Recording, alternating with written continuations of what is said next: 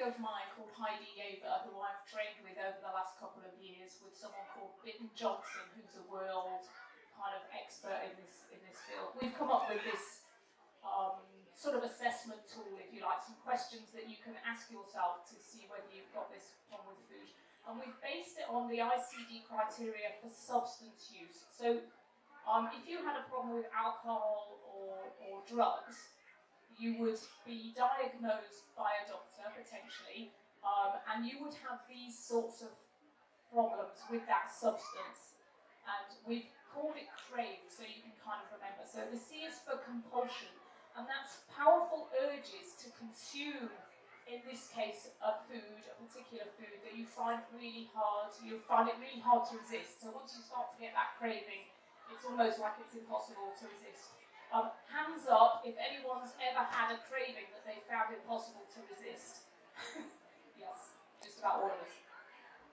R is for reaching for more, and that's this effective tolerance. And everybody would recognise that as a problem potentially with alcohol or with drugs. We know that you need more and more to get the same effect. So if you drink a lot of alcohol, over time you end up drinking more to get the same effect. So has anyone ever noticed that they've needed more and more, maybe sugar, ultra-processed foods or carbohydrates than they did? You know, so one slice isn't enough, you end up having 2 slices of cake, 3, yeah. Okay.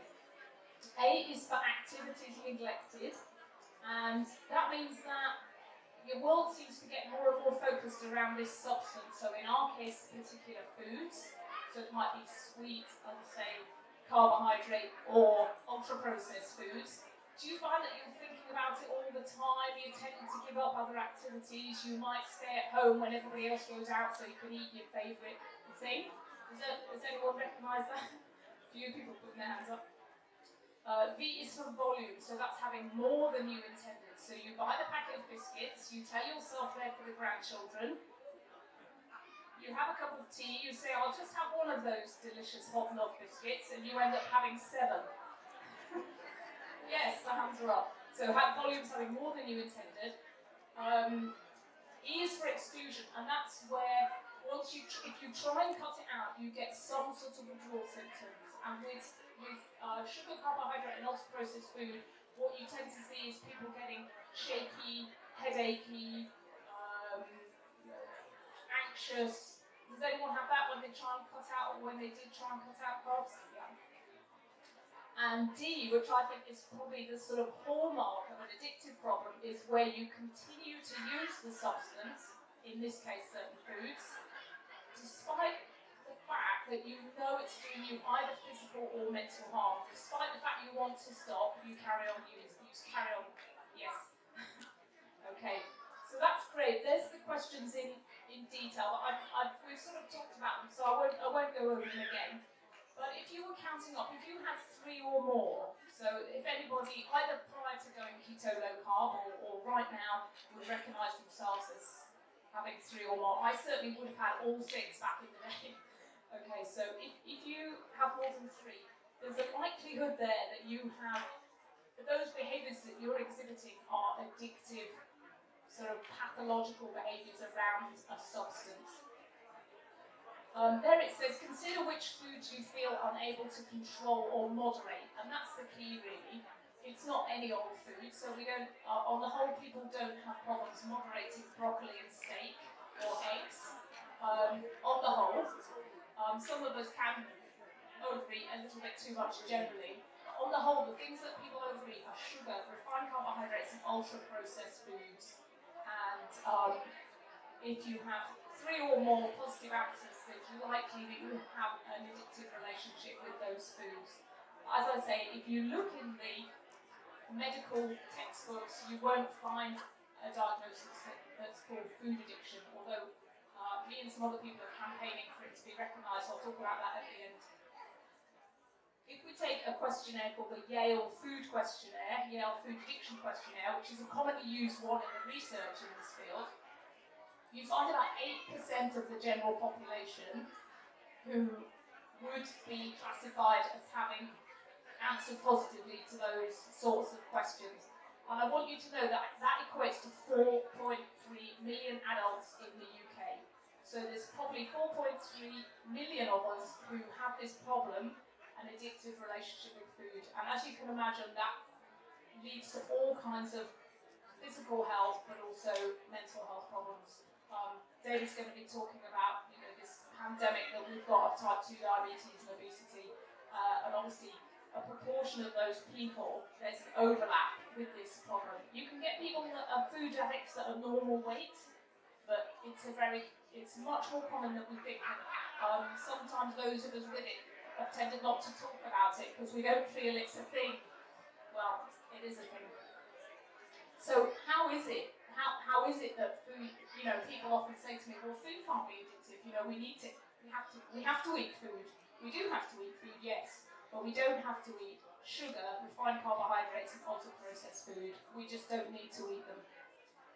How is it that they're addictive? A number of ways. One is this hyperpalatability thing. So the food industry absolutely know how to make you buy their products. They design them in the lab, things like Pringles. They even sell them saying you can't just eat one, and that's because you can't. There's sort of there's tens of ingredients in there that are meant to make you like them. There's the sugar, carbohydrate, and salt combination that never occurs in nature, that we find really difficult to resist. So one is that the food industry want you to get addicted to food. The second is that most of you here will know that if you eat a lot of carbohydrate and sugar, your insulin levels will go up. When your insulin level goes up, an interesting thing happens, and that's that tryptophan, which is an amino acid, it's in turkey and other meats and things like that, will easily cross your blood-brain barrier and be converted into serotonin. And serotonin is the feel-good neurotransmitter. It makes you feel happy and relaxed. And that only happens, as I say, when your insulin is high. And it's that sort of post-Christmas dinner feeling, when you're kind of happy and relaxed. And that's a feeling we all quite like. And of course, you're motivated to repeat it. And the same with dopamine. So when we eat sugar and refined carbohydrates, they stimulate a high dose of dopamine in the brain. And dopamine is the reward and motivation neurotransmitter. And whatever you do that gives you a big boost of dopamine, you're going to repeat it. So that's another mechanism. You get this serotonin, these dopamine boosts. The other is a thing called negative reinforcement, which is basically when you're feeling a negative state, like anxiety or hunger, and then you do something that takes away that state, so you eat something sweet, for example, then that behaviour is reinforced. So we're all reinforced with doing things that make us feel better. So if we've got that hypoglycemic feeling and we eat a Mars bar, that behaviour is reinforced.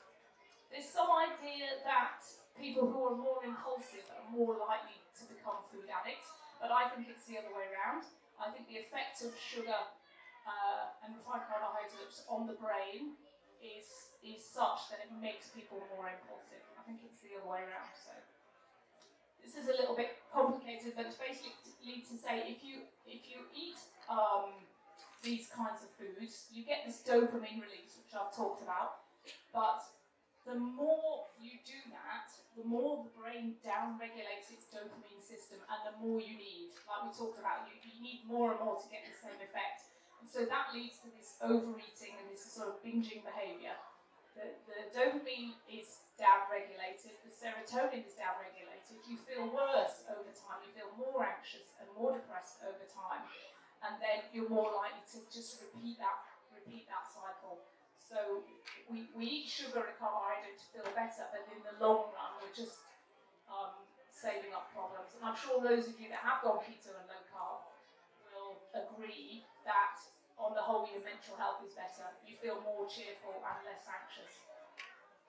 And that's why. I don't know if anyone saw the programme with Chris Van Tulloken where he did an experiment where for a whole month he ate ultra-processed food.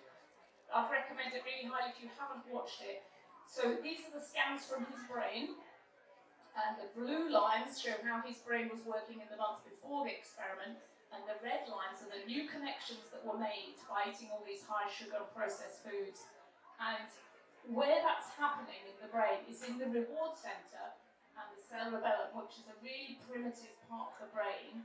Those new connections that he's made in his brain from eating these foods are to do with the dopamine, that dopamine thing that I was talking about, where you're going to be driven, you're going to be motivated, and the logical front part of your brain will not be able to help you. Those primitive parts of your brain will drive you to eat those foods, even if you don't want to. So I didn't used to want to eat those hobnobs. I used to start on the morning and say, no hobnobs today. Get home from work after a hard day, and I would watch my hand go to that biscuit barrel and think, what's going on? I don't even want, it's not something I want. And that's because your primitive brain is driving you. And as I say, the food industry know that. They sell sugar as a fix. They've even, you look at these chocolate bars here, fuzzy head, knackered, have chocolate and you're going to feel better. Well, you will for about 10 minutes. And all of this stuff is, I mean, we all know this, don't we? The culture that we live in, we're absolutely saturated now with sugar. Every celebration's about sugar. The office is full of sugar. The garage is full of sugar. Everything's marketed to us. We can't have a single celebration. Mother's Day, Valentine's, Christmas, Easter. It's a festival of chocolate. And really we need to wake up because we're messing with our brains. We're messing with our children's brains, and this is serious stuff.